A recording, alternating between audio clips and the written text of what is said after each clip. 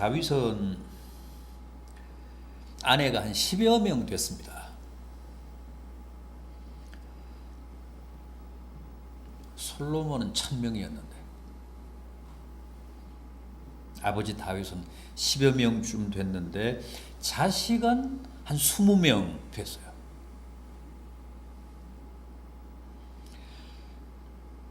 그런데 자식들은 거의 아버지 기대에 부응을 못했습니다. 맞은 암논부터 그렇잖아요. 이복 누이인 다말을 범하고 그 다말의 친오빠인 압살롬에게 살해당했지 않습니까? 마지부터 그랬어요. 압살롬은 셋째입니다. 압살롬도 마찬가지죠. 정말 악명 높은 불효자였습니다. 압살롬은 다윗의 넷째 부인한테서 났습니다. 마가라는 넷째 부인에게서 난 아들인데 아들 중에서 외모는 가장 그럴듯했죠. 가장 준수했습니다. 그러나 아버지의 가슴에 모진 상처를 남기고 가진 폐륜을 다 범한 불효자. 결국은 마지막도 가장 처참하잖아요. 그런데 그런 압살롬과는 대조적으로 딱 한 사람 솔로몬은 보기 드문 효자였습니다. 아까도 말씀을 드렸듯이 정말 솔로몬은 대단한 효자였습니다. 어머니가 누굽니까? 우리야 장군의 아내였던 밧세바죠. 밧세바는 다윗 왕의 8번째 아내였습니다마는 다윗의 사랑을 가장 많이 받은 아내였습니다. 다른 아내들은 다 사랑과는 상관없이 정략적으로 결혼을 했잖아요. 정략적으로 맺어진 부부인데 그래도 밧세바는 비록 불륜이기는 해도 로맨스로 맺어진 관계입니다. 다윗이 사랑을 했어요. 그리고 그 여인에게서 얻은 아들이 솔로몬이었습니다. 그래서 그런지 다윗은 솔로몬을 참 총애했습니다. 압살롬도 사랑했지만 압살롬 이상으로 솔로몬을 다윗이 사랑했습니다. 그리고 그 9번째 아들인 솔로몬에게 자신의 왕권을 물려줍니다. 솔로몬이 왕이 된 뒤에 제일 먼저 착수한 사역이 뭐죠? 가장 먼저 남긴 업적이 뭡니까? 유사일에 가장 아름다웠다는 예루살렘 성전을 건축한 일 아닙니까? 왜요? 왜 그 일에 제일 먼저 착수했을까요? 그게 바로 아버지 다윗의 절절한 수건 사업이었기 때문입니다. 다윗은 살아생전에 그렇게 성전에 집착을 했습니다. 다윗처럼 성전에 몰두한 사람은 없습니다. 나는 백향목 궁전에서 사는데 하나님의 언약궤는 초라한 성막에 있도다. 이 사실이 다윗의 가슴을 그렇게 아프게 했습니다. 못 견디겠습니다. 괴로워서.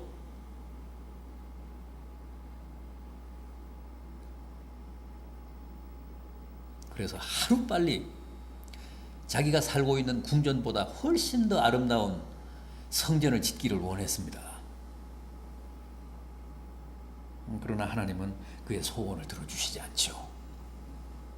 너는 많은 전쟁을 치르며 손에 피를 너무 많이 묻혔다.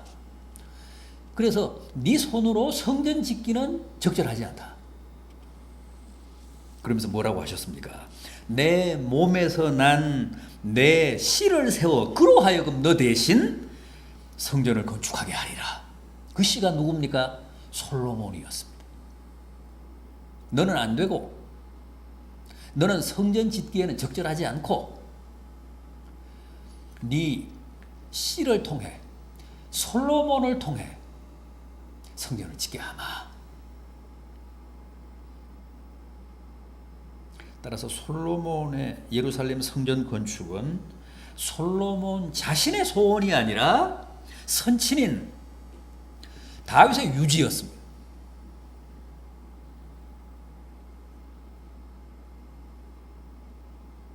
아버지의 평생 소원을 솔로몬이 그렇게 훌륭하게 그렇게 아름답게 이루어드린 겁니다.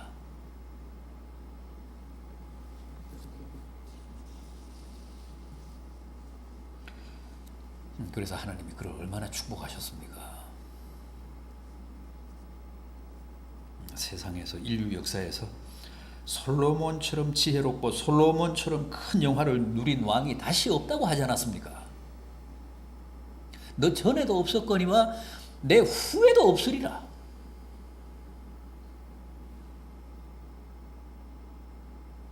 자, 그런 솔로몬이 오늘 본문을 통해 자신의 효철학을 우리에게 가르칩니다. 뭐라고 했습니까?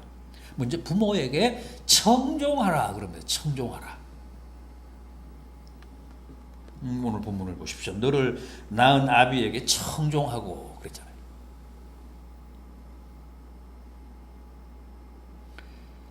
솔로몬은 부모에 대한 자식의 첫 번째 도리가 청종이라고 했습니다. 듣고 귀 기울여 듣고 진지하게 듣고 그 말씀에 순종한다. 청종. 듣고 순종한다.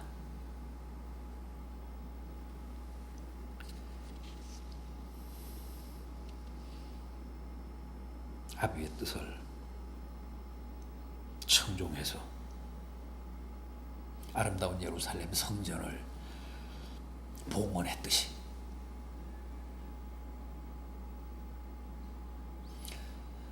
어버이의 말씀에 청종하는 게 그게 효의 의도입니다.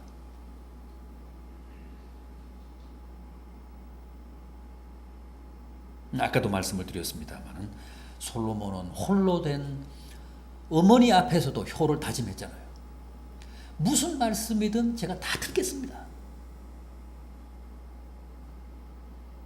홀로 되셨다고 제가 절대 멸시하지 않겠습니다.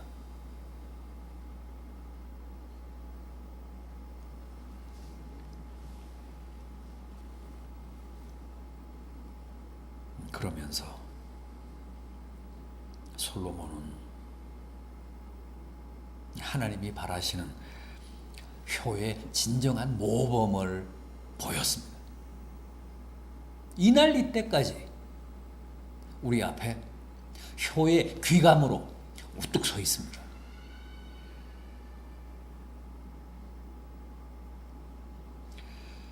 성경은 주님도 그렇게 말씀합니다. 주님도 죽기까지 아버지의 뜻에 복종하셨다고 합니다. 그래서 하나님이 어떻게 하셨다고요? 그를 지극히 높여 모든 이름 위에 뛰어난 이름을 주사 하늘에 있는 자들과 땅에 있는 자들과 땅 아래에 있는 모든 자들로 그분 앞에 무릎을 꿇게 하셨다고 했습니다.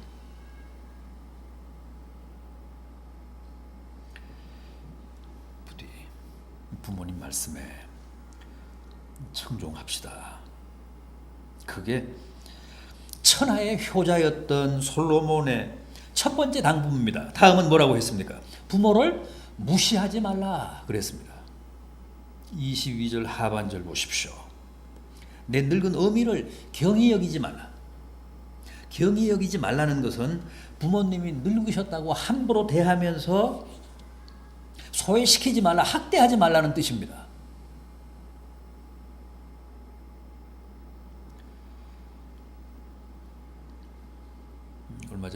지난주에 뉴스를 보니까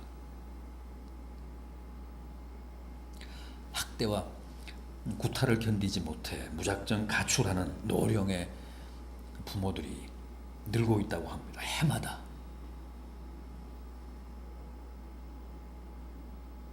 신명기 27장 16절을 보면 부모를 경히 여기는 자는 반드시 저주를 받는다고 했습니다. 부모가 늙고 힘없고 병들었다고 함부로 대하거나 무시하면, 학대하면 절대 하나님이 가만두시지 않고 직접 손을 보신다는 뜻입니다.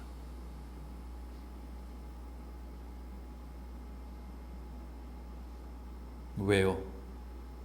왜 부모를 무시하고 부모를 경히 여기면 하나님이 개입하실까요?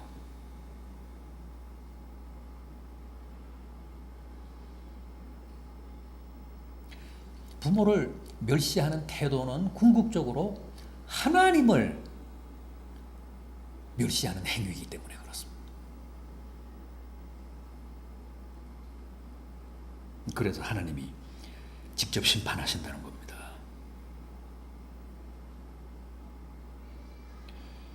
따라서 내가 이 땅에서 뭘 하든 저주가 아니라 축복을 받고 실패가 아니라 성공을 하며 살기를 바란다면 반드시 부모님을 경히 여기지 않고 존중하며 효를 다하라는 겁니다.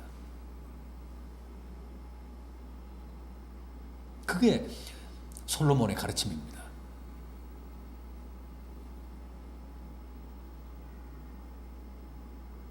하나 더 있습니다. 23절 보십시오. 진리를 사되 팔지는 말며 지혜와 훈계와 명철도 그리할지니라. 이 말씀은 무슨 뜻일까요? 부모의 바람과 기대를 무참하게 하지 말라. 부모의 기대를 저버리지 말라는 뜻입니다.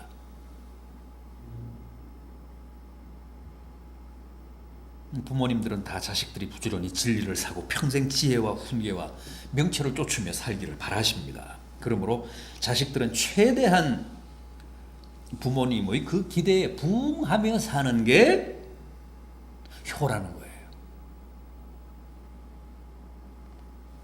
왜냐하면 그렇게 살면 부모님이 보람을 느끼고 기쁨을 느끼고 행복을 느끼시기 때문에 그렇습니다.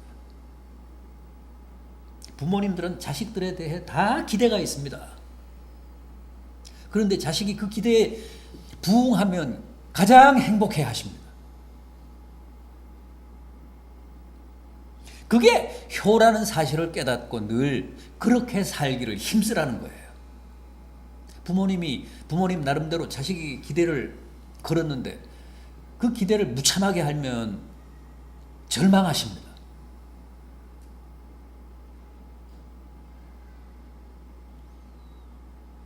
어떻게든 자식들은 부모님의 바람에 아름답게 응답하며 사는 게 그게 아름답다는 거예요. 참 어려운 얘기인 건 사실입니다. 생각해 보십시오. 우리는 열이면 열 다 부모님 기대에 한참 못 미치는 사람들입니다. 부모님의 성에 한참 덜 차는 사람들입니다. 그래서 부모님들이 늘 자식들에 대해 아쉬워하시고 안타까워하시고 속상해 하잖아요. 물론 부모님들도 자식들에 대한 기대치를 많이 낮춰야 됩니다. 여러분들도 마찬가지입니다. 자식들에 대해 너무 기대하지 마십시오. 그러면 또 그만큼 실망합니다. 현실을 받아들이고 적당한 선에서 자식들에게 기대를 가져야지. 너무 터무니없는 기대를 가지면 그만큼 좌절할 수밖에 없습니다. 그러나 그게 과도하지 않은 바람이라면 자식들은 항상 부모님의 기대에 부응하려고 노력하며 사는 게 맞습니다.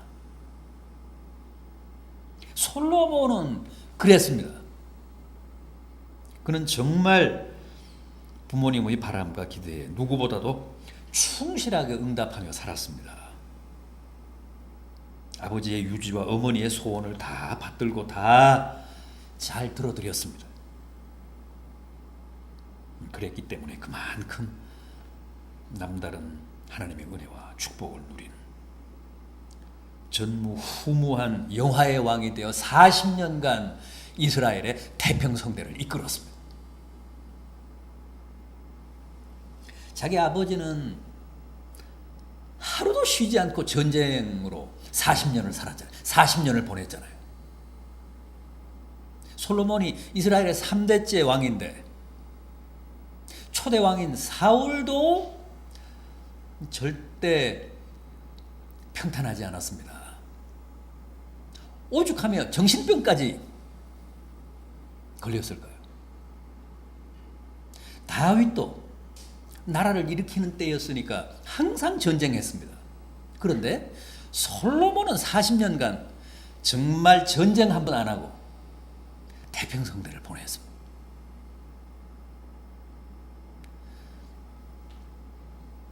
그런데 성경은 그걸 하나님의 축복이라고 합니다.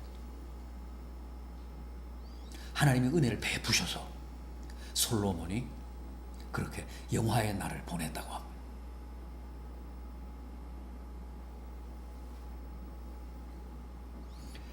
솔로몬은 축복받을 일을 많이 했습니다.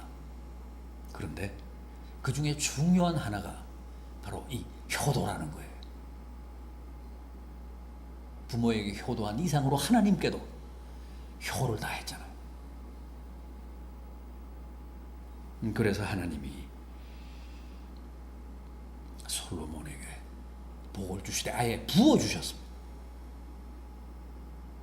솔로몬도 참 인간적으로는 실수를 많이 했습니다. 그럼에도 하나님이 다 용서하시고 이해하시고 은혜를 베푸시고 축복하셨습니다. 부디 솔로몬처럼 부모님께 효를 다 하시고 하나님께 효를 다 바치셔서 여러분들의 생애가 더욱 복되고 풍성한 삶이 되기를 진심으로 기원합니다. 기도하시겠습니다.